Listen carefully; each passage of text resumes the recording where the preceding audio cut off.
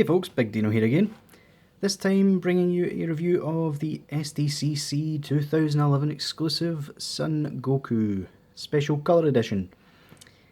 Now, for those of you that know, this figure is quite possibly the most sought after in the entire Figuarts line. Obviously, the Frieza Saga version is quickly rising up the ranks and it might end up taking over this Goku, to be honest. But as of this recording, he is the most expensive and most highly sought after version. So, let's take a look at the box. You can see, as always, my camera's getting away with the lighting, the toy sticker, silver one because this is American exclusive, the Funimation logo, Bandai logo, the blurb, which at the time of this one, it probably still made sense. But yeah, US exclusive, special colour edition. And right up the very top, which my camera cannot quite pick up, is the San Diego Comic-Con logo. We've got Super Saiyan Son Goku, special colour edition. The Japanese rating, bizarrely, even though it's a American exclusive. Kamehameha. On the side of the box you have Goku standing there looking all tough. In the back you've got a massive blurb, which they don't really do anymore. They've got more of a condensed version now. Yeah, so, got some cool poses. Are you talking about Krillin? That was horrible, sorry. I won't say that again. On the bottom, no bluefin sticker. This has got the actual logo imprinted on the box. Because again, American exclusive, blah blah. So yeah. In terms of accessories, this Goku is quite light. The original Super Saiyan Goku and this version came with probably the least amount of accessories of any figure to date. Which is a bit of a shame. The only other face we get is the stern face. Focus, thank you. Which isn't bad, apart from the bizarrely orange shaded eyebrows. But we can get over that. It's much better than this guy's face. They overdone the lines on all of the manga Gokus, unfortunately. You do get this one on him, which again has got the orange shading on the eyebrows. But all in all, the actual look of it is better than the original. Come on, get back into your pose, Goku. As you'll see in my articulation points, this guy's quite loose, bizarrely. In terms of hands, he only comes with 3 sets of hands and 1 instant transmission hand, which again isn't much. There's the hands there, if they'll focus for me. They're coming across quite orange in the camera. It's not supposed to. Don't know why. I think I'm maybe too close to the light. Yeah, so rather nice shading. You have splayed open hands for key blasts. Quite nice as well. You get his instant transmission hand, which is a standard for all Gokus. And finally you have the Kamehameha hands, which are quite nice. Again, older style figure, so it's not as glossy as the new ones tend to be, at least on the reissues. So, swapping faces. It's quite simple.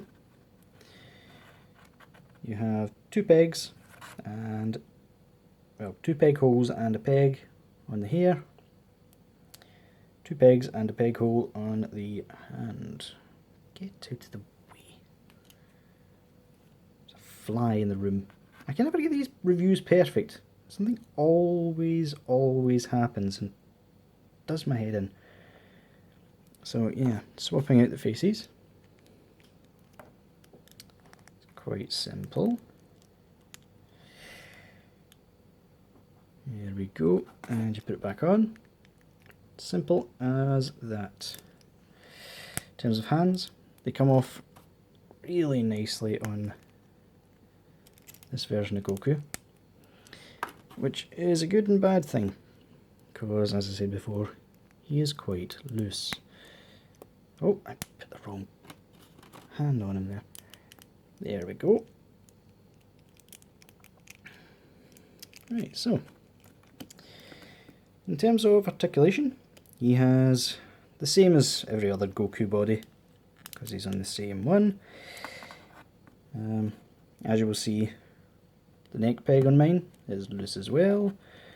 You've got forward and back, and it swivels all the way around, and you also have some nice neck articulation as well. Put that back on. It doesn't really pop, which is a shame, but still, he's one of the rarest figures out there, so I'm hardly going to get rid of him. Arm goes out like that. Obviously we have these weird floating shoulders again, bicep swivel, double jointed arm, and the normal swivel and hinge on the hands. As per usual, you can go that forward, that much back, you can pop it out and get even more. Legs can go out bizarrely only that far, which is actually less than the other Gokus. And double jointed knees with the weird open joint.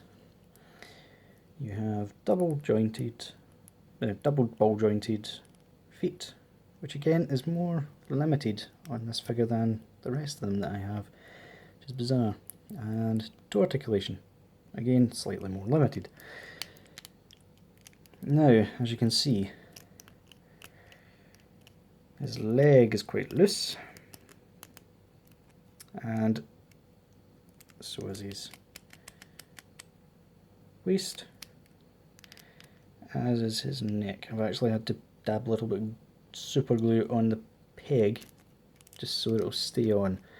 So yeah, if you are buying these opened, I will suggest double checking the tolerances on these figures for your own good, because you don't want to get a figure that can't stand up, regardless of its price. So yeah, we'll take a look at the paint apps.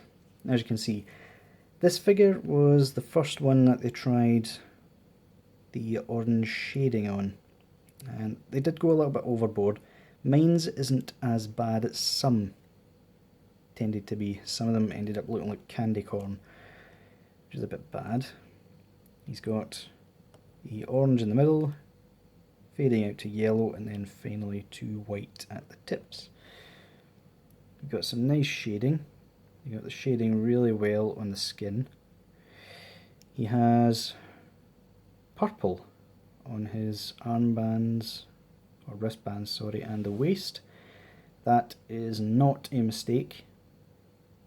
That's actually what Super Saiyan Goku in the Android and Cell sagas looked like. It looks a bit weird. Trust me, it's real, it's right. They didn't muck up anything. In terms of size or height, he stands the same as every other Goku. 6 inches to his forehead roughly. 6.5 to the edge of his tallest tip. So, good and bad points of this figure.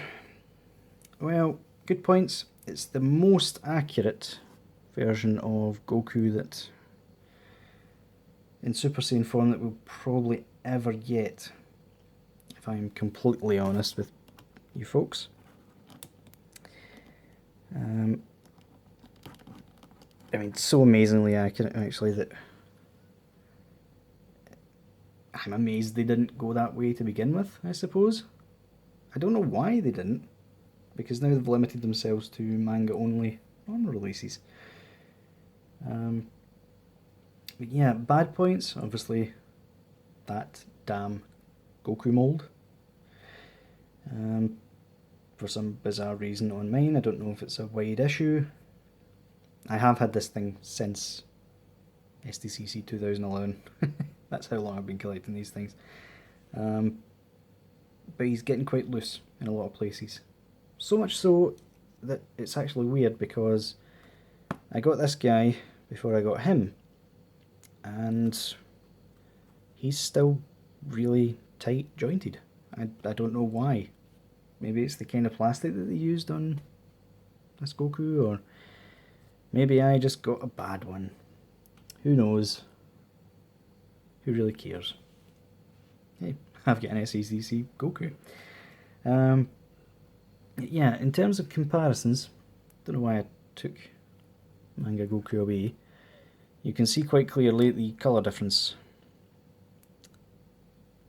The one on the right being Manga Goku, one in the middle being SDCC Goku. You can see there's no shading at all on the original, and he actually has sunburn on his neck, quite badly, so you can actually see the difference a lot more on camera than you can to the naked eye. Yeah, there's no shading at all. I've heard that the reissues did add shading, but since my Manga Goku is the original, I don't have any of that. So yeah, final thoughts? I don't know. He's a really good figure.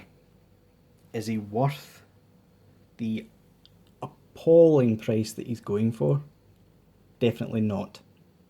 I mean, if you're completionists, then yes, go looking, but you'll probably not find him for less than 500. Excuse me. My apologies there, folks. Something just hit me in the gut. The camera tripod just hit me in the gut. Anyway, yeah, so lost my trail of thought. Is he worth the $500 that he's currently going for? No, no chance in hell. You can actually buy the Datong Super Saiyan Goku and the Datong regular Goku, swap the heads about, and you've basically got the SDCC figure. I mean, the Datong ones even went so far as to put the candy corn type shading into theirs, which is bizarre. But yeah, I wouldn't recommend it for the current price. If you could get it a lot cheaper, say maybe $150, I don't think that will ever happen. Unless this line dies out, then no. No. Do not get him, folks, unless you're a really big completionist buff. Anyway, stand. So yeah, folks, that'll do it for this review, and I'll see you on the next one.